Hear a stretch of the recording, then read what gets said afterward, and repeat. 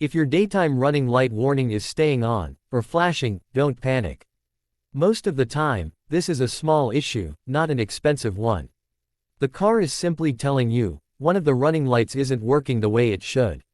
First thing, do a quick walk around the car. Turn the engine on, leave the lights in auto, and check both front sides.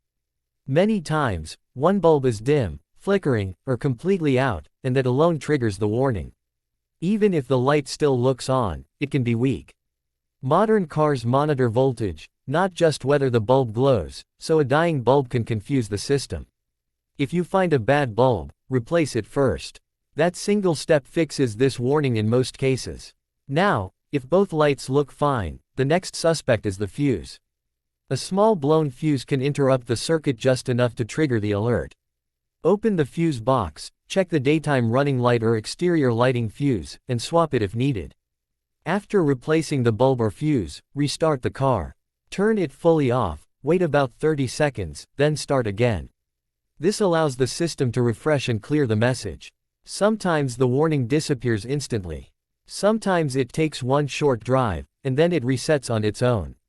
If the light is still flashing after all that, you're likely dealing with a wiring connection or socket corrosion. Moisture inside the connector can cause unstable current, which the car reads as a fault. Cleaning the socket, or tightening the connection, often solves it. The important thing to remember is this. A daytime running light warning is usually electrical, not mechanical.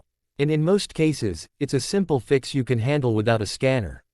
Start with the bulb, check the fuse, restart the car, and you'll solve this faster than you think. If this video helped you, hit like and subscribe, comment your car's year, make, and model, and tell me which lights are on. I'll tell you exactly what to check next. Thanks for watching, and drive safe.